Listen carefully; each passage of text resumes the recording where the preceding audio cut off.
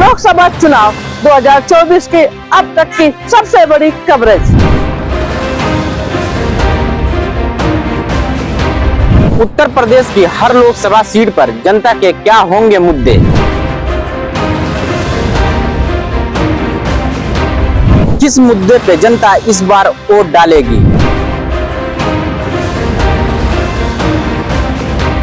उत्तर प्रदेश लोकसभा चुनाव में क्या होंगे महिलाओं के मुद्दे। रोजगार, भ्रष्टाचार, कानून व्यवस्था पर जनता की क्या है राय।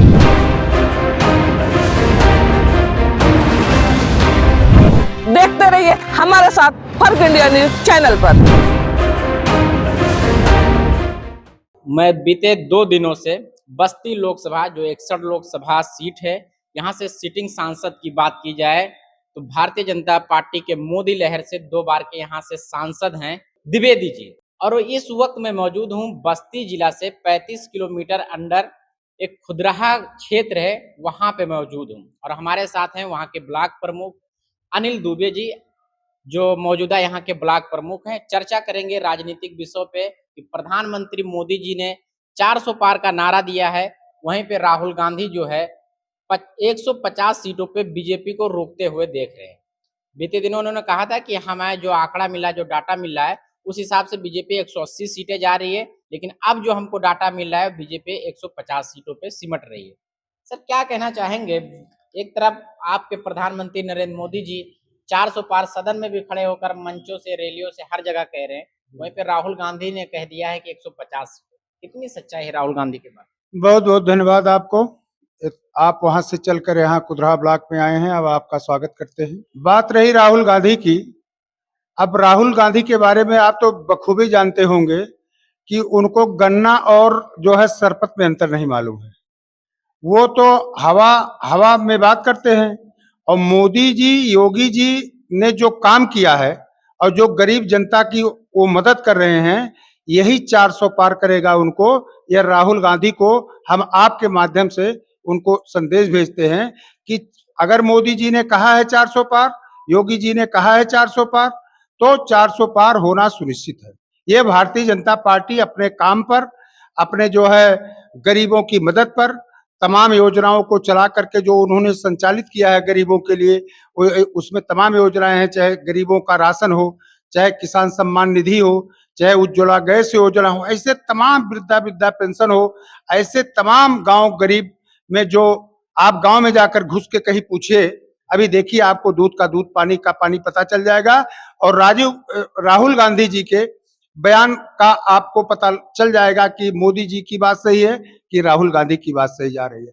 400 पार सुनिश्चित है। लेकिन आज जिस तरह से देखा जा रहा है, अभी कल ही राहुल गांधी ने ट्वीट करके परसों भी ये बात कही है कि प्रथम चरण के चुनाव से कहीं ना कहीं बीजेपी घबराई हुई नजर आ रही है, बहुत हैरान और परेशान है। चुनावी आंकड़े उनके फेल हो रहे हैं, इसलिए प्रधानमंत्री और पूरा भाजपा मंडल कहीं ना कहीं परेशान है। राहुल गांधी जी को सिर्फ बात से संतोष करना है।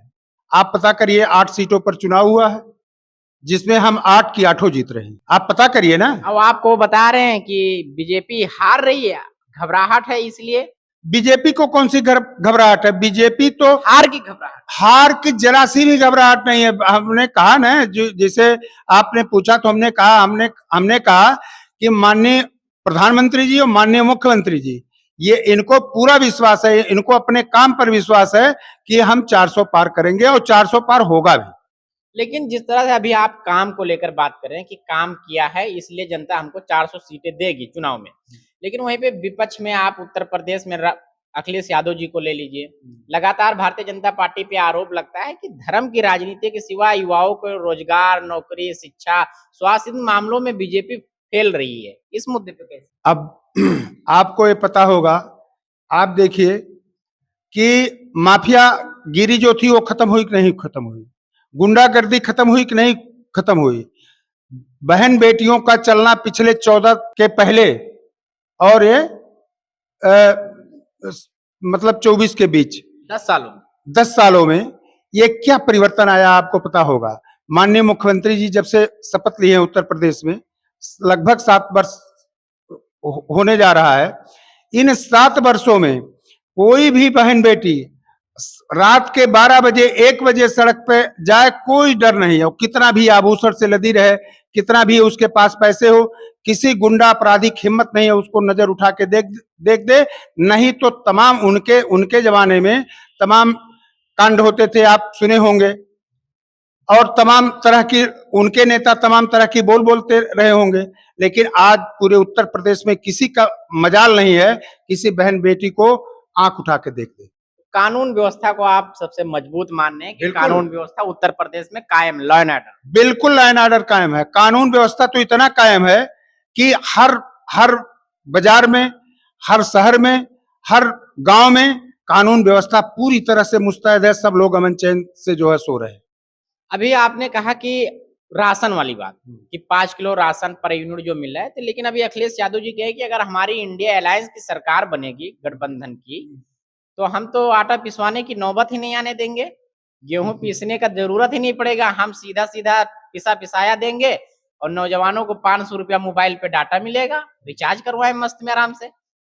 और राहुल गांधी ने कहा है कि हम गरीब महिलाओं को 1 लाख रुपया साल का देंगे, जो बच्चे पढ़ रहे हैं ग्रेजुएट हैं उनको 1 लाख रुपया देंगे। तो मोदी जी से तो बड़ी योजना है, विपक्ष ने लॉन्च कर। आप तो जानते हैं कि उत्तर प्रदेश में 5 साल मुख्यमंत्री के तौर पर अखिलेश यादव जी ने 5 साल उन्होंने सरकार चलाया। उनका आटा कहाँ चला गया था? जब 5 साल वो खुद मुख्यमंत्री थे तो आटा उनको देना चाहिए था ना। आटा के जगह पर क्या दे रहे थे आपको ये भी पता है।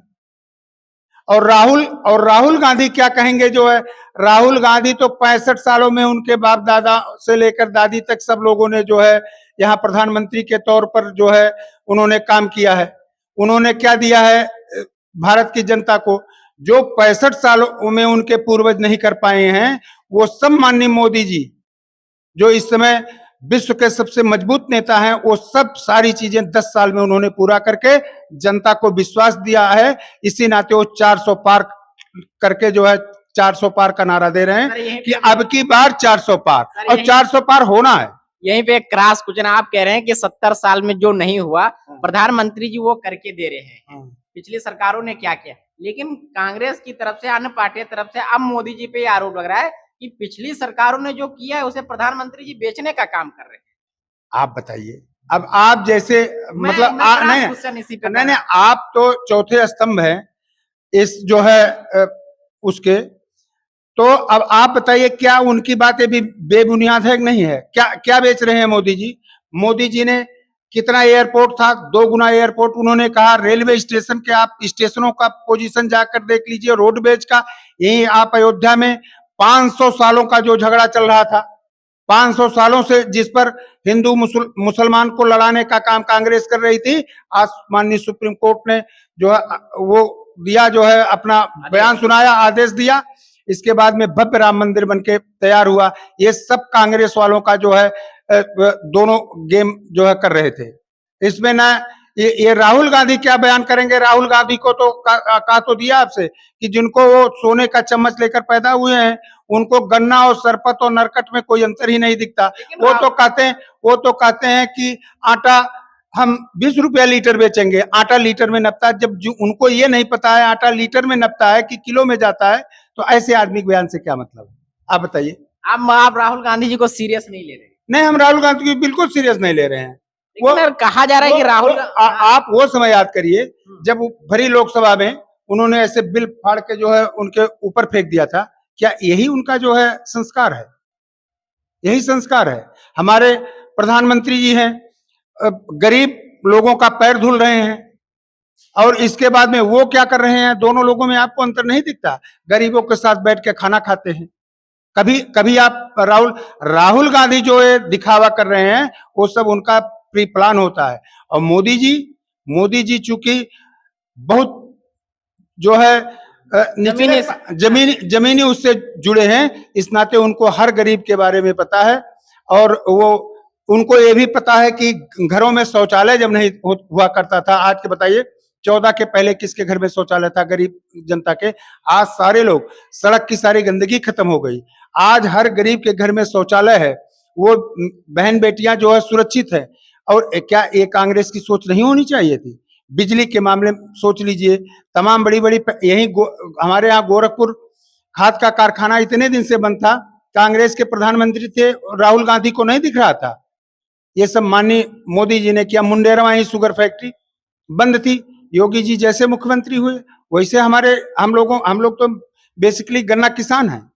हम लोगों को पूरे हमारे क्षेत्र का गन्ना सारा मुंडेरवा जाता है। ये सब उन लोगों को नहीं दिख रहा था। इसी नाते मोदी जी ने 400 पार का नारा दिया है और हिंदुस्तान में भारतीय जनता पार्टी की सरकार बनेगी और 400 पार होगा और बस्ती से श्री हरीश द्विवेदी जी पुनः तीसरी बार सांसद होंगे। अभी आपने कहा कि क्षेत्रीय मतलब ग्राउंड से जमीनी स्तर से जुड़े हुए नेता की बात की कि मोदी जी ने मतलब ग्राउंड से जुड़े हुए नेता हैं, जमीनी स्तर के नेता हैं। लेकिन अभी राहुल गांधी जी के बारे में कहा जा रहा है कि राहुल गांधी ने भी पूरे देश को नाप दिया है, कन्याकुमारी से लेके कश्मीर तक और मणिपुर से लेके महाराष्ट्र तक पैदल नाप दिया लोगों को। सुख दुख दर्द बरसात पानी जाड़ा ठंडी गर्मी हर मौसम में देखा है कि देश का क्या माहौल है, क्या हाल है, कैसे लोग जी रहे हैं। इसके बारे में उनका मैनिफेस्टो आप देखे, उन्होंने अंडरलाइन आज पेपर में निकला था, कैसे अंडरलाइन है। मैं उस बारे में उनके नहीं कुछ बोलूंगा, लेकिन राहुल गांधी जी जब तक ये वो भारत जोड़ो यात्रा जो निकाले थे, वो भारत जोड़ो नहीं थी, भारत तोड़ो यात्रा निकाले थे। भारत तोड़ो यात्रा? और क्या, बहुत बड़ा कमेंट आप कर रहे हैं। वो भारत जोड़ो यात्रा नहीं थी। वो जगह जगह पे अब वो टी शर्ट पहन के घूम रहे हैं या जैसे भी वो उनका निजी मामला है। लेकिन आदरणीय मोदी जी, आप याद करिए कि जब यूक्रेन और जो है रूस का युद्ध हो रहा था, तो हमारे भारत के बच्चे फंसे थे कि नहीं फंसे थे? यूक्रेन में भी थी, रूस में भी थे, क्योंकि थोड़ा सस्ते में डॉक्टरी की पढ़ाई वहां हो जाती है, इस नाते बच्चे गए थे। जब भारत के बच्चे वहां फंसे तो मोदी जी ने क्या कहा था? कहीं ना आप लोग युद्ध पे विराम लगाइए, हमको अपने बच्चों को निकालना है। कहीं ना आपके बच्चे कैसे निकलेंगे? कहीं की हाथ में तिरंगा लेकर जो भारत माता की जय बोलेगा वही समझ लीजिएगा हिंदुस्तान का बच्चा है।